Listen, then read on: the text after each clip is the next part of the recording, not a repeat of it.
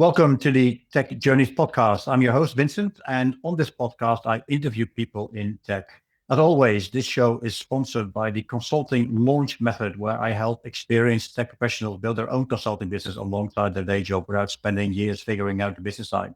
We've helped clients go from initial idea to first customer in 90 days and six figures within a year. To learn more, connect with me on LinkedIn and send me a message. On today's show, we have Doug Hendry. Doug is a solution architect at Chameleon Creative, and he designs Salesforce-based solutions using AI. So welcome on the show, Doug. The first question I always want to ask, that I always start with really is, looking back at your career, what is the decision or project that you're most proud of, and why did it stand out for you?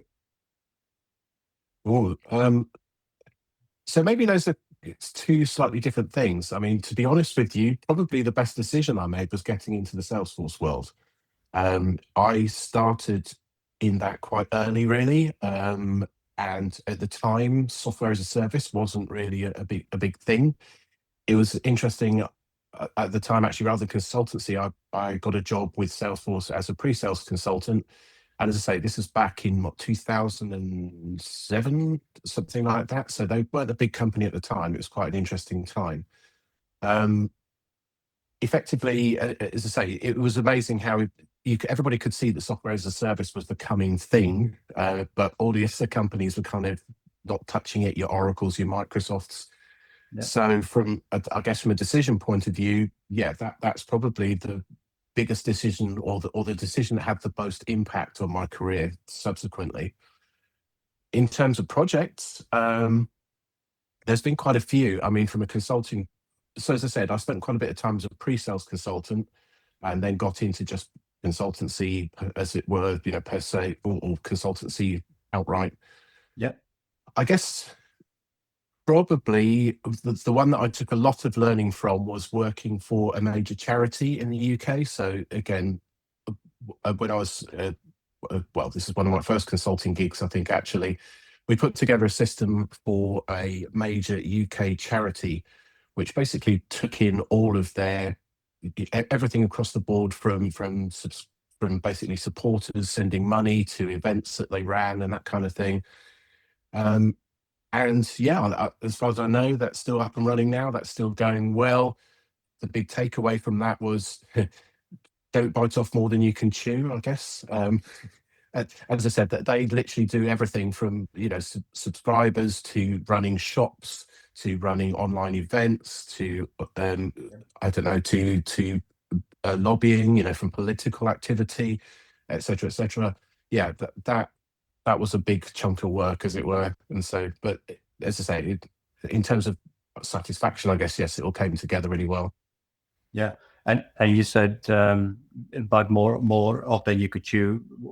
Tell me a bit more about that. What happened? Yeah. I guess, as you know, I mean, in consulting, scope creep, as it were, is always the thing. It's always a case of, but can't you just, if you're doing that, then can't you just do this? And it's like, getting the statement of work right and actually sticking to that often is the challenge rather than anything else. So yeah, with hindsight, maybe, again, the way the project tends to work, obviously you have the salespeople involved in the first place, but it's key, as somebody like an architect and a project manager, really you need those people engaged as well, I think, was, the takeaway from that. Because otherwise the sales guys, obviously, they go to say, oh yeah, we can do this and we can do that. And it's like, well, let's just think about that for a minute in terms of how feasible that is to do. But then again, it's the same in sales, I guess. That was always the job of the pre-sales guy, to be the one that's sort of saying, well, hang on a minute, before we promise everything, let's actually work out what we can do. So yeah, I think it's just the lesson there was the value of working together. And you mentioned that actually that they took a lot of the whole Salesforce platform end to end for all different elements of their parts of the business. Did you think that was a good learning opportunity for you as well? Because did you actually it exposed you to Salesforce in a way that not many others were exposed to it at the time? Yeah, I think so. I mean, the interesting thing about Salesforce over the years, as I said, I mean, when I joined, obviously it was primarily a sales platform with some service thrown in.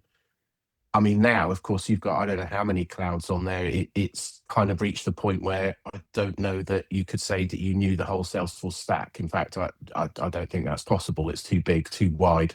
So you're getting to the point where, you need to kind of specialize in certain areas.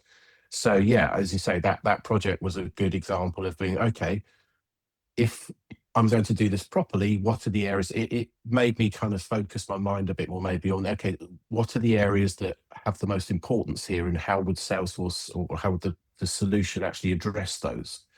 So exactly that. As you say, it kind of gets you to focus down on what is it that I'm supposed to be doing here? Therefore, what do I need to know?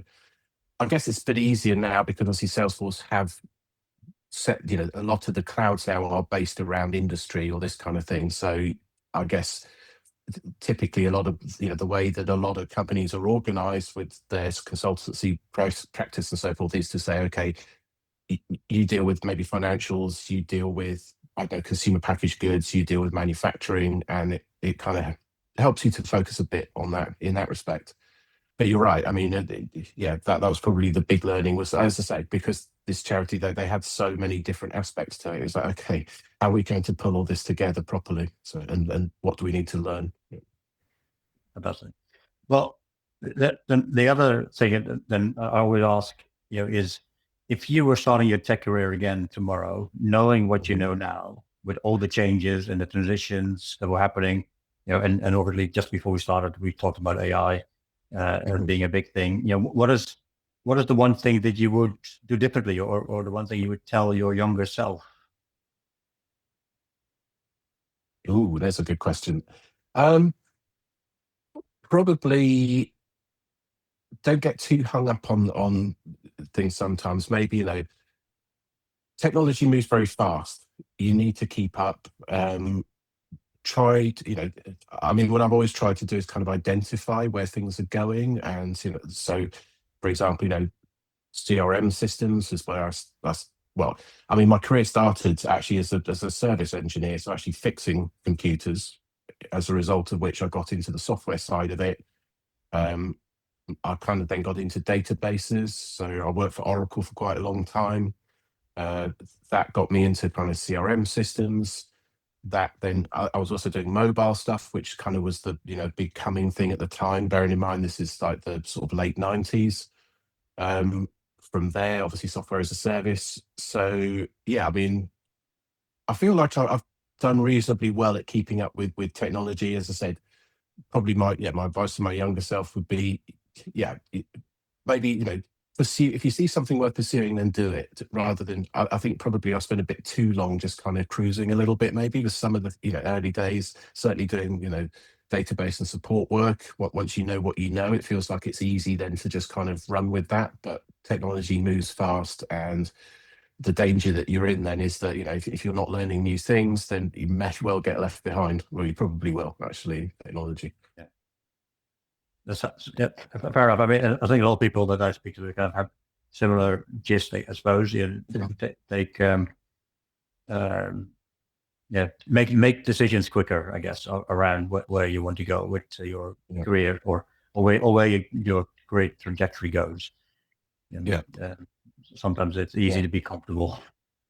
Yeah, and you're right. Actually, probably that's the takeaway here. Is like, constantly reassess. Just always be thinking about, okay, is this the right thing to be doing? Am I moving in the right direction? Am I going where I want to go? Yeah, as you say, basically take time to think about or reassess. And before we kind of started recording, we briefly talked about AI. So talk a little bit about how that has changed, your day to day, work. You will. Yeah.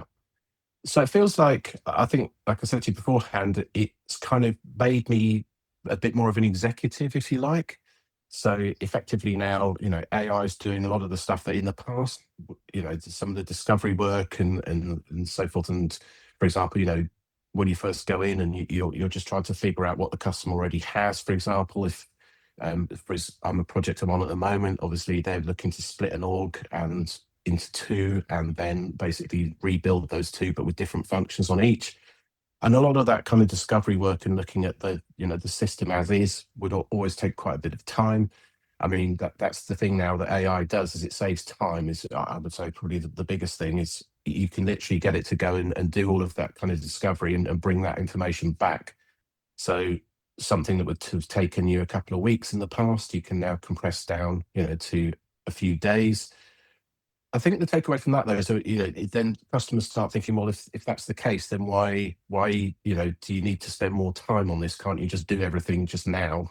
I still feel with AI we're in the situation where it needs review. So that's the thing. As I say, that's effectively what it does. It gives you more time to review and work out maybe a better solution than you might have done otherwise, which doesn't sound so great, I suppose. What were you doing in the past? But again, it was just a case of, well, the old problem was, just taking time to do a lot of this stuff. And things like documentation, that's been a big win for me. I mean, obviously, the documentation is always expected, and that can be, I think one of the last projects I was on, just the system design took about almost 3 months to do. It's like a 200+ page document.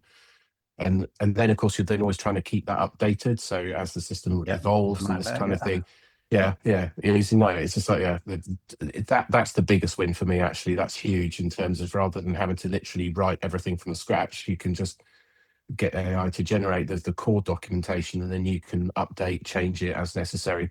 So as I say, that's the thing I found with AI. It's more like it's given, it gives you a bit more time to actually put a lot more consideration into what you're doing, I suppose. As I say, it's a bit more of an executive function I have now. Yeah, so it's you're with like the executive of your own domain, and you have like a team of people that happen to be AI, but they do the work, exactly, all the work for you, and you all you need to do is inspect their work to some extent and give some strategic oversight. Yeah, I like that. I like that. Great perspective. So what's next in your career then? What's your next chapter look like for you, Doug?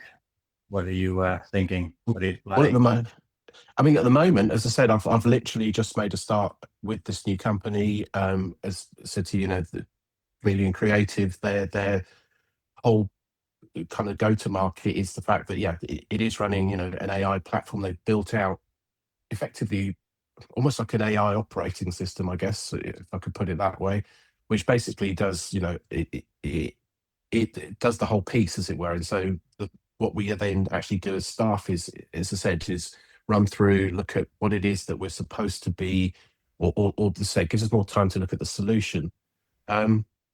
So, I mean, for me personally, at the moment, that whole AI thing, it's very exciting. There are so many opportunities. I mean, I agree, with the people that say that effectively AI now it just takes away. It does two things. It takes away some of the kind of the slog work that in the past would have taken a lot of time and maybe put people off. The other thing it does, of course, is it gives you more skills effectively. So you can do things with it that in the past, you may have thought, actually, that's a bit beyond me, or it kind of puts you off a little bit of doing things and getting on with things just because you feel like, well, I can't do this and I can't do that. I don't really know. AI will help you with that now. And so it gives you much more flexibility. It gives you a bigger skill set, almost, is the way I'm kind of looking at it, if you use it properly. I mean, I suppose that's a lot of people are still using it a bit like a search engine, which is fine. But obviously, as we know, the real power of it is using the agentic functions and the coding functions. So for me personally, as I said, at the moment, obviously I'm, as you can tell, getting on a little bit now, been in IT for about 40 odd years. So I probably would expect that, this consulting gig is the last one that I might do. From a personal perspective, probably just I'm looking into various things in AI, that I guess would be more or catch my interest. It's that whole thing now. If you get to that age, you're thinking, actually, you spent a lot of time kind of working on things that other people give you. What would be good now would be to actually be able to do the things that interest me whilst I still have time, I guess. And it feels like AI, like I said, it gives you, because it can do so much extra work, it can take that workload off you. It gives you that time. So that's probably next. Yeah. Fantastic. Well, appreciate you having or being on the podcast today. Doug, what's the best way for people to get in touch with you? Presumably through LinkedIn? Yeah, LinkedIn, or I don't know. I guess you can drop the details in afterwards. Don't say, yeah, Absolutely, yeah. drop my email and so forth. But yeah, probably LinkedIn, I guess, is easiest, and social media as well. Things like Instagram on there. So, yeah. Definitely.